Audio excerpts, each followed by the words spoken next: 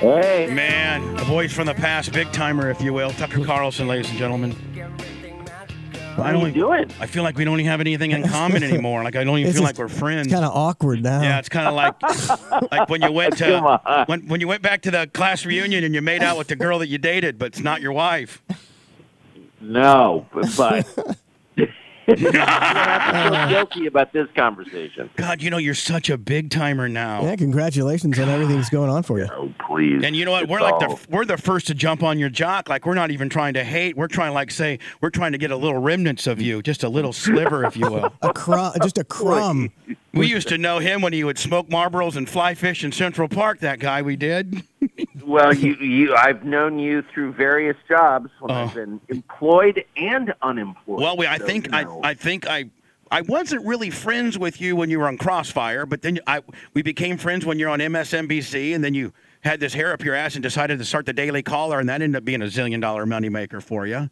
And then, I got fired from MSNBC. That's why I did that. You did? Well, yeah. Well, you're laughing now, aren't you? I'd be I don't know. I mean, things go up and down, as you know. Listen. Like one moment you think you're one place, the next moment you're another place. Yeah, but hold on. At one time, you were 9 o'clock or maybe 10 o'clock on MSNBC. Now you're 8 o'clock on Fox. I mean, that's like going from Arena League to the Rams right now. Well, I mean, yeah, I wish I could take credit for it, but as you know, there's a lot in life you're not in control of. So, yeah, but whose idea was it to put you kind of in queue with Fox? Like they put you in the bullpen, so to speak, and then the first opportunity they could slide you in, they did. Who was that guy that made that decision? Rupert Murdoch. Seriously? Yeah. Wow. Well, yeah, it's his company. Yeah, he decided that, and I'm grateful to him for that. Do you ever get to talk to Rupert? Is he cool? Of course I do. Yeah, I mean, he's amazing. Did you have to go to like a certain kind of Fox school to change it up a little bit? Did you go to Fox College? No, that's what I like about Fox, actually. And to be fair, MSNBC was this way. CNN was not this way, but they let you say exactly what you want. Like no one ever calls to say, "Oh no, that's the wrong opinion. You have to say this or say that." You have total editorial freedom, total, complete. And I'm not just saying that. Tucker Carlson on the phone. But, Tucker, you're smart enough to know what your audience is, and you adjust a little bit. I mean, right? No, just the opposite. My views have changed. No, it's true. I mean, my views have changed so dramatically in the last 10 years as America has changed. I mean, the person who was in the slot for decades before me, I agree with on most things, but not all things. I mean, I'm still upset about the Iraq War. I have a totally different foreign policy. Yeah, but you know what? Nobody. That I don't even mention. I mean, Bill O'Reilly and whatever. But nobody like you came in. Most people couldn't replace Bill O'Reilly. Let's just be honest. But you not only replaced, but you kind of one-upped. I'm just saying. No, I mean the news changed. I mean, basically, is the truth. O'Reilly, who I was not close to, I was never friends with O'Reilly, but. The guy did it for 20 years and was number one. I mean, you've been in this business a long time. It's very hard to stay number one for a long period of time. Thank you, Tucker, thank you for reminding me that, Tuck. I'm just saying, you know how hard it is to do a daily live show. I'm not whining, but it's you look at other people and who do the same thing that you do, and even if you don't agree with everything they say, you can respect them more. I mean, I feel that way about Rachel Maddow. It's not easy, and people who do it tend to kind of go a little crazy, and those who can keep, their act together and not. You think if somebody mentions, you think if Bill O'Reilly's out to dinner and somebody goes, "Hey, Tucker Carlson," do you think he flips out and puts the table over and clears the deal? I don't think so.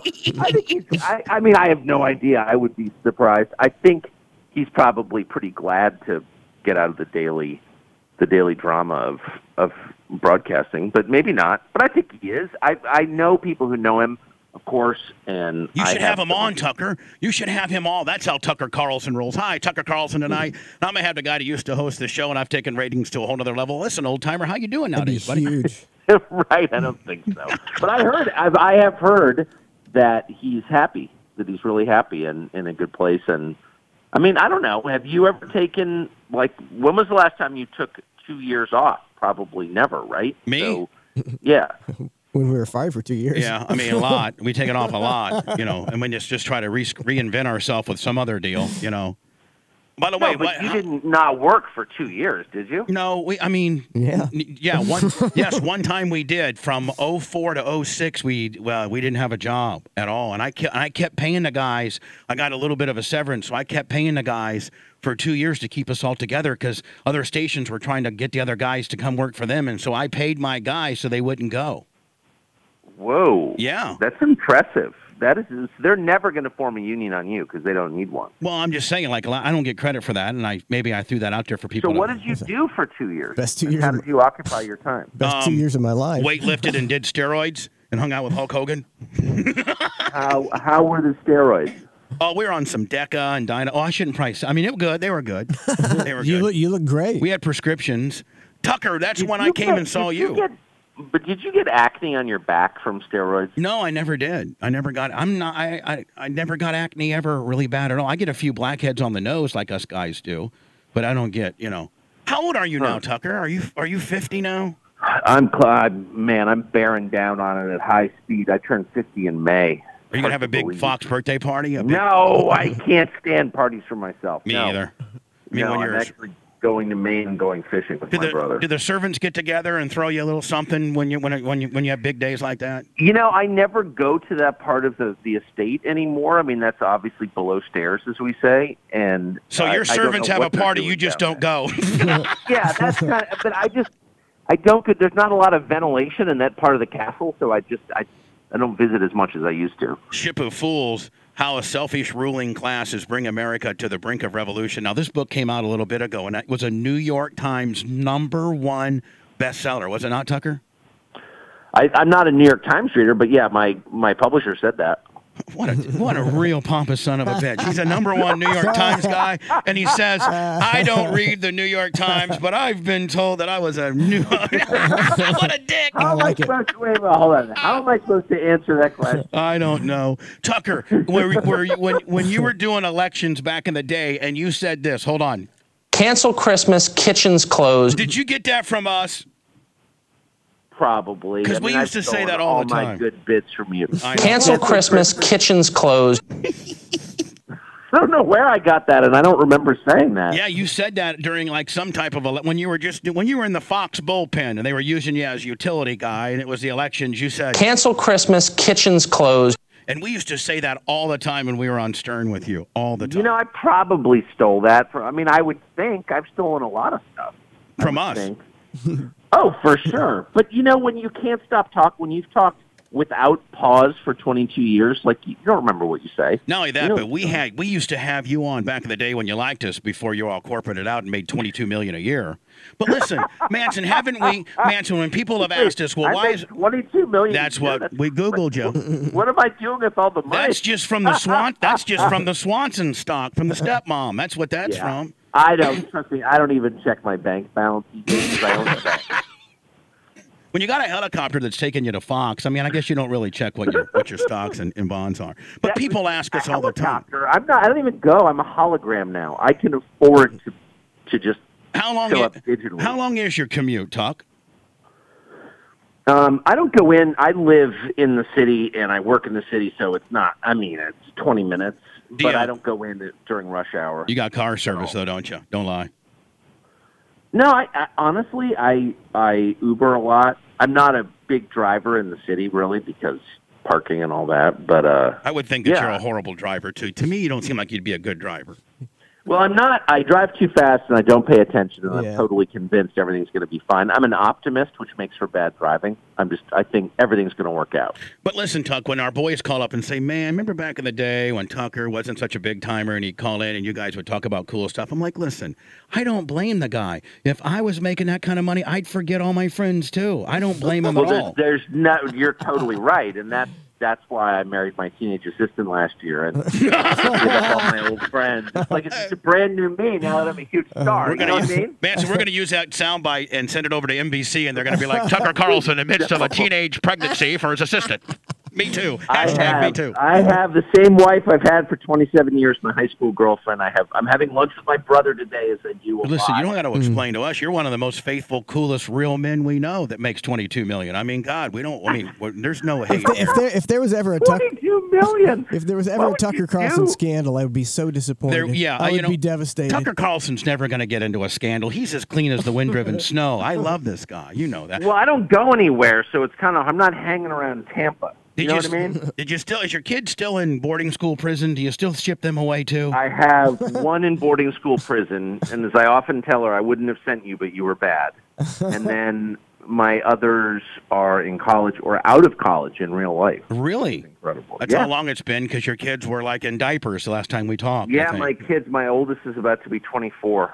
Totally bizarre. I feel old. How old's your son? 16. No way. Yeah, and it sucks. It really sucks because, Tuck, everybody, all dads will know, like, when your kid's like 8 through 11, they really think that you're a cool dad. Like, that's my dad. Now I'm just like, I feel like I should be at an old person's home, and he's just looking at me with hatred. Is he hitting the Juul? What do you mean? The vape? No. No. He doesn't into any of that nonsense. He's just, he just wants to race, and just, and play Fortnite. And that's, so does he still race? Oh, yeah, of course he races. Yeah, he's racing with Tony Stewart this weekend at my track this coming Friday and Saturday. I mean, you raced him. I remember that. I mean, he was a little kid when you had him out there. Yeah, he's now a big kid who hates his dad. I'm just saying. Well, they come back. Yeah. They do come back at a certain rate. I think when they put me in the nursing home, he might visit me a few times, maybe. I don't know. Probably not. I don't think boys visit. You should have had some daughters. It's not too late. No. Because they do visit. Girls come back every time. So, Tuck, I do got a question for you. I'm writing a book. Would you provide a blurb for me? I guess that's what I'm supposed to. The book guy says. You asked Tuck for a blurb. What's that mean? Oh, absolutely.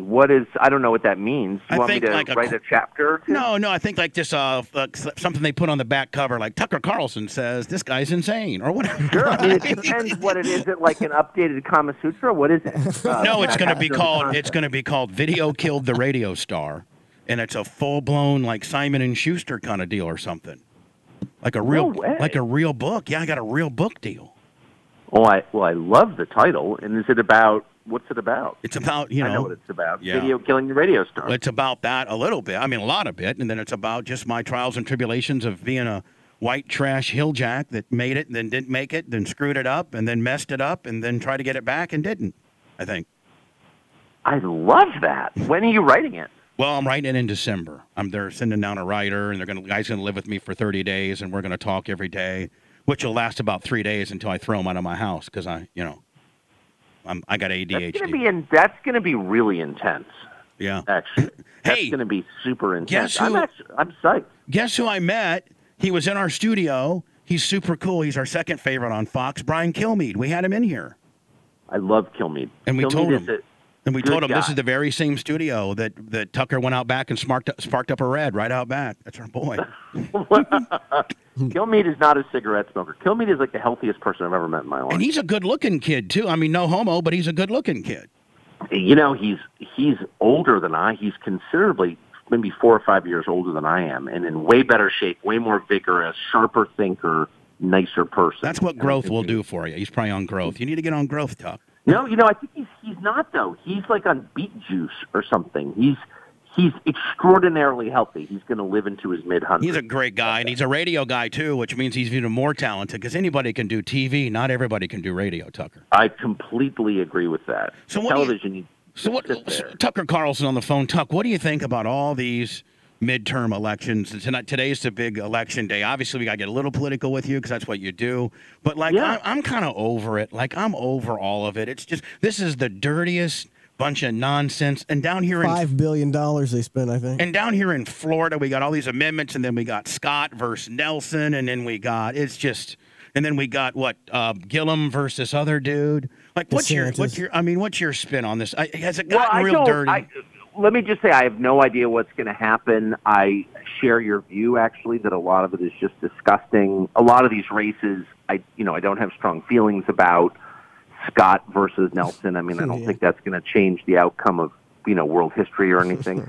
The only race that does make me a little nervous is Gillum, not because I'm, a huge DeSantis fan, but because Gillum does seem, I'm not sure you know what you're getting with Gillum, and you could screw up Florida. That's That would be my concern. Again, maybe he'll be a great governor. I don't know. Well, Florida's really screwed up. We're home of the white trash running from something. Rick Scott took us to the other edge of the cliff, and this guy will push us over. I mean, look, I'm not. You guys were against Rick Scott before being against Rick Scott was cool. So I'll give you credit. But this Gillum guy, it makes me a little bit nervous. I mean, what bothered me about Gillum? Look, I'm not an expert on Gillum at all, but when he was asked about those Hamilton tickets and why did you have undercover FBI agents around you, he goes, "Shut up, racist." Yeah, he likes to play that. He likes to play that card. I'm not into that. I'm not into that because we're adults here, and you're running for the chief executive of your state, which is an important state, and that's a fair question. What is this about? Why don't you explain it to me? And "shut up, racist" is not an answer. Actually, I voted. You're attacking me for asking the question? Up yours. I love that. I voted for Joey Chitwood III for governor. I wrote it in. Joey Chitwood III. He's the former president of the Daytona International Speedway and a currently big-timer for NASCAR, and he can basically fix any problem there is. Joey. Well, I love his name. So tell me this, because I'm going to Florida in a couple weeks. You better call us up if you got a few minutes, you son of a bitch. Well, but tell me this: first of all, is Gillum going to win? And second, and sincerely, why? Why would Gillum win? Come out of nowhere. I don't care who wins. They're all a bunch of scumbags, in my opinion. You don't think it makes a difference? No. Well, yeah, it does, but I don't really care. I voted for myself for Rick Scott versus Nelson. I voted for myself, and then for governor, I put in Joey Chitwood III. And I'm just tired of now these political campaigns are full blown motion pictures, like full blown staffed lighting, and nothing about the issues is just slamming the other guy. Yeah. No, you're right. You're right. You're totally right. I'm going to run for every political office and just say, hey, I'm Bubba, and I've done some real shady stuff, but I'm going to be honest about being shady, and I'll probably be involved in a scandal or two, but I'm going to try to be forthright about it and answer the questions you need. Well, you probably win, but what would you, like, mayor of Tampa or U.S. Senator? Maybe mayor of St. Pete or something like that, so I can get a cop car and roll around with some lights on top of my car and, be cool. What are the benefits like? I think it pays $160,000 with health, and I'm all for that right now. Does it have dental? I think it does have dental, and I ain't got dental right now. Hey, you know who I want you to hook me up with? Who? A favor. Roger Stone.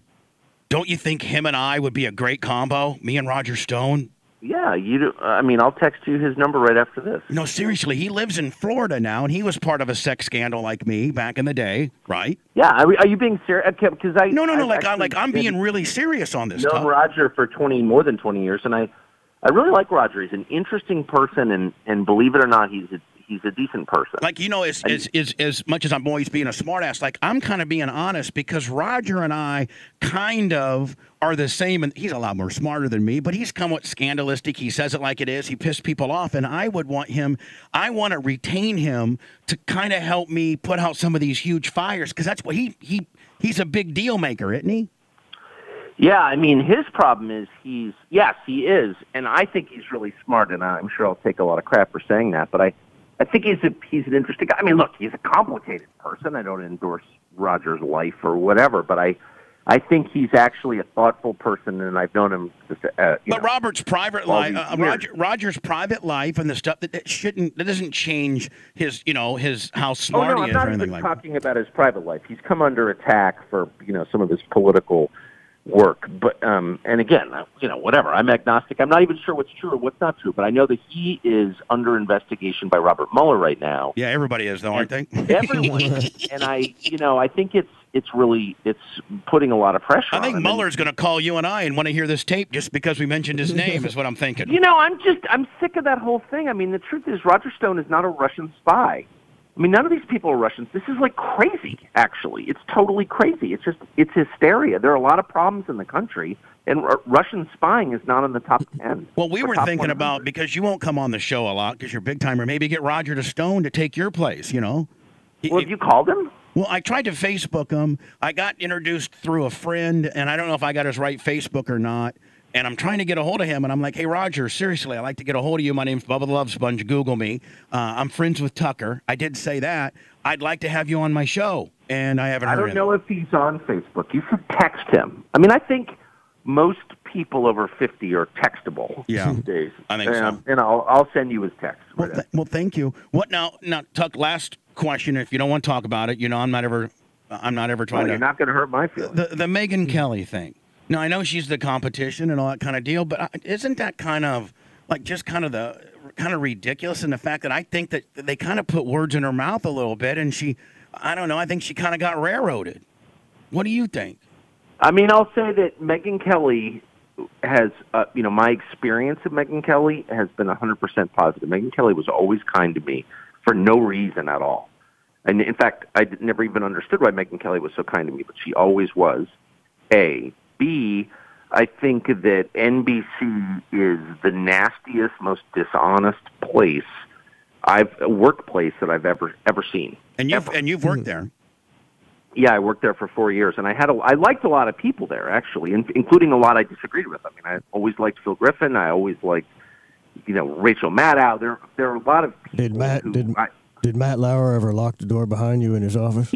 No, he never did. My feelings are hurt. And actually, I got along with Matt Lauer, but I think that some of the executives at NBC are liars. Totally, they're liars and they're self-righteous. And so I think my guess is that Megyn will be. It sounds like she's leaving, and she'll probably be happier when she does. I'm glad I don't work there because I think. I mean, look, they covered up the Harvey Weinstein story. Yeah. And there's kind of no debate about that. They leaked the Access Hollywood tape to the Washington Post and then lied about it. I mean, they have a long history of cruelty and lying and moves made for ideological reasons. And so I'm thinking that she gave them a little bit of wiggle room to get rid of her, and they're playing. I mean, I think they kind of did her dirty, and I think it's NBC doing her dirty. Look, I have no idea what happened in that case, but I can tell you, having watched that company carefully and having worked there, that there's some very dishonest people. I mean, they destroyed Billy Bush for no reason. Billy Bush didn't do anything wrong. He literally did nothing wrong. They told him to interview Donald Trump.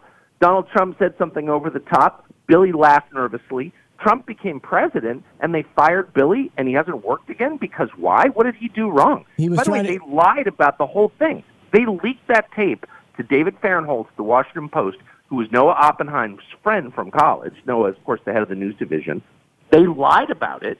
They said they were doing an internal investigation. They never did. I mean, news organizations should not become part of a political campaign and then lie about it. News organizations shouldn't be, and they shouldn't be leakers either, should they not?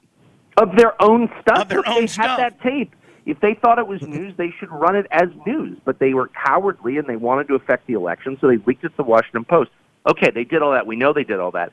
But then to fire Billy Bush like he committed, it was really one of the meanest, most unfair things I've ever seen. I don't know. Have you seen what happened to us in radio? We got fired. I mean, we kind of got Billy Bushed a little bit, did we not? A little bit. This is a mean bit. It's a mean business. Oh, it is. It's a dirty game. Well, listen, I know you got to get going, but listen, you know how much we love you, my friend. We've had some great times, and just don't forget us. And we couldn't be any more proud of you, my friend. Forget you? Are you kidding? I wake up every morning and there's a Bubba Army bumper sticker on my bedroom dresser. I mean, on your ceiling fan, and when you're making love to your wife, you look at Bubba Army, don't you, buddy? Okay, that's really dark. Hey, send me Roger's number, buddy, okay? I'm going to do it right now. Tucker, love you, buddy. Thanks, Bubba. Good luck to you. Thank you, Tucker. Bye now. God, I miss that guy. Oh, such a good guy. He just rolls with it, man. Most people, when Fox wouldn't touch the Megyn Kelly deal with a 100-foot pole. I mean, he's the most honest person in the media that I know. He's the only one that I might even consider was halfway legitimate. Mm-hmm. And he's really, he's brilliant. He's well-researched, and he's funny, too. He's got a good sense of humor.